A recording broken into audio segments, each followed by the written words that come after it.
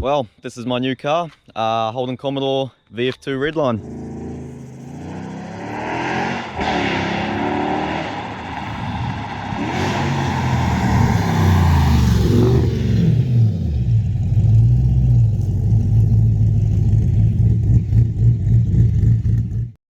I'm not sure if this is the best time to be recording because it's getting a bit dark. Cool sunset though.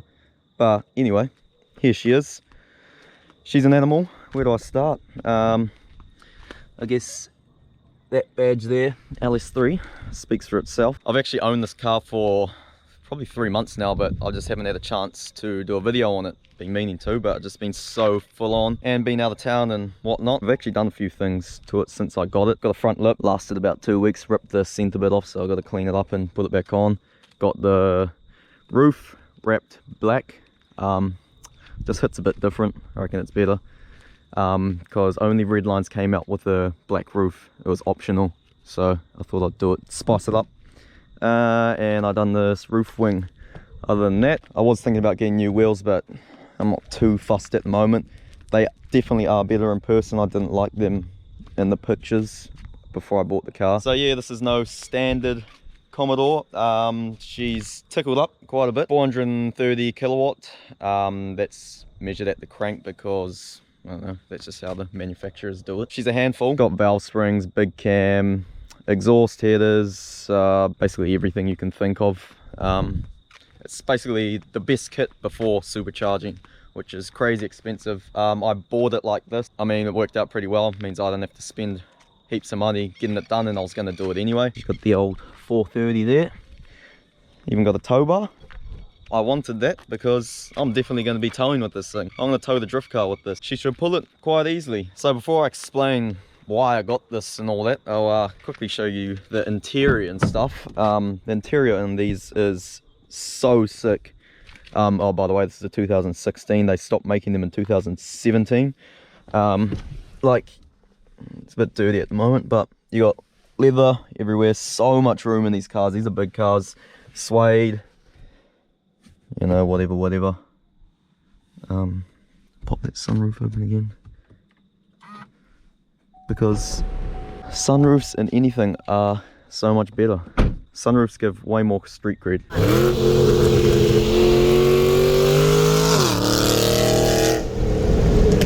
So yeah, why I got this car.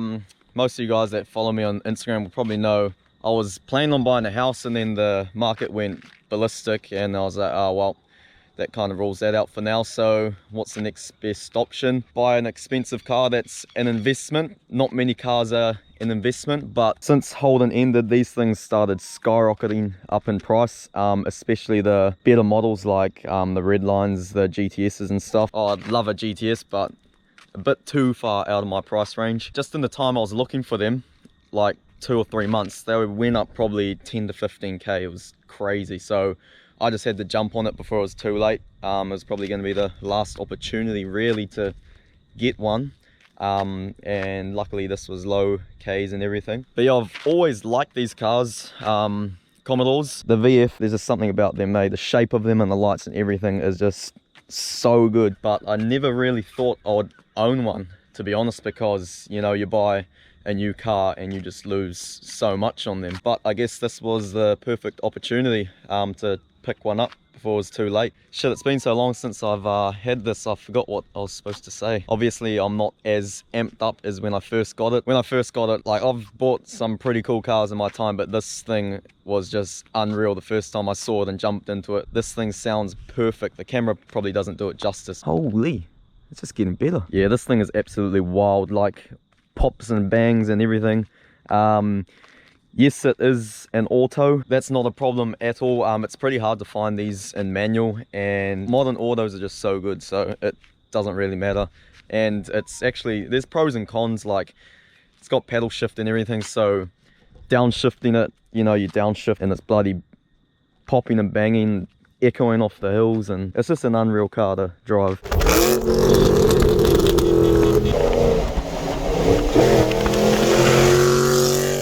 So a while ago I was actually looking at these, but just like a standard V8 one, not a Redline. Then I thought, well, I may as well just go all out because the Redlines are going to go up more since there's not as many of them. So yeah, being a VF, there's a VF1 and the VF2, Series 1, Series 2, blah, blah, blah. So with the VF2 Redline, you get bigger Brembos, front and rear. Like, they're pretty big, man. I don't know if the camera can pick it up. Obviously get the sunroof. LS3, I'm pretty sure that VF1's only had an LS2. Any like standard Commodore just had like L98, L77 V8s. But yeah, it's just a completely different car to what I'm used to. I've always had turbo cars, and torque is just unreal. Like, you go to overtake a car at 100 k's and you plant it, it'll light up. That's why I always have traction control on, because it is just sketchy with it off. Hands down the best car I've ever purchased. There's just something about it just makes you feel some kind of way. When I first got it, I just couldn't stop smiling. She's getting pretty dark. I don't know, I've probably forgotten to say a lot of things, but I'll address it in another video when I remember, I guess. But I did get quite a few clips before this when I first picked it up, taking it to James. Picked it up in Auckland, so popped in to see James. Got a few driving videos and whatnot, so I'll chuck those in. Hope you enjoyed, and yeah, let me know what you think about this new ride.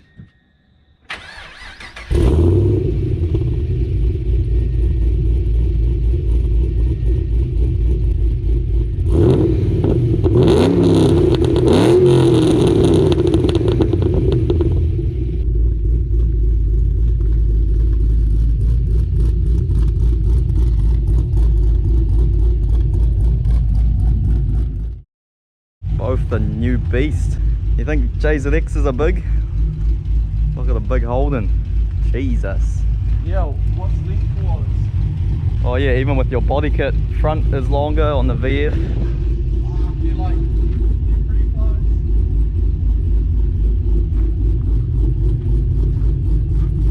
Well, day 2 of ownership, and James being James, let's cut and polish it. So in the light you can see it's got a few swirl marks and stuff, so gonna do a bit of a quick job to bring it back to brand new look. Even though it looks bloody mint already, can always be better. Quick prep sole, and James is into it. Something I didn't really know, can polish windows as well.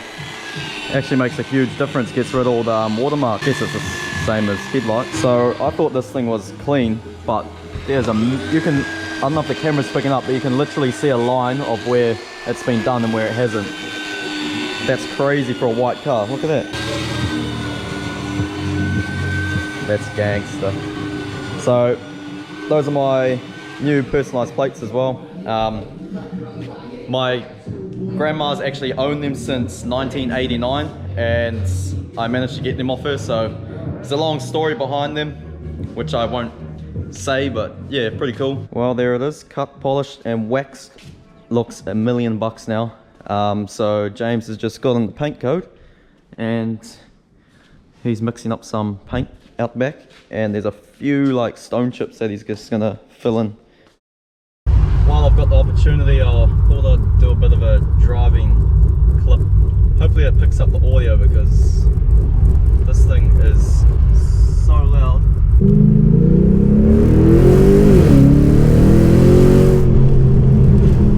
This thing makes all the right noises.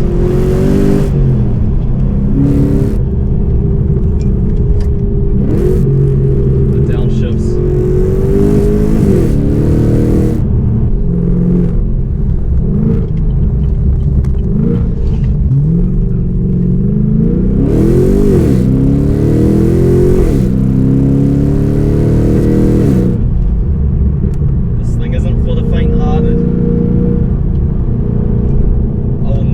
This thing on the open road on a long trip with traction control off, it's just nasty. Like, you're almost guaranteed to crash.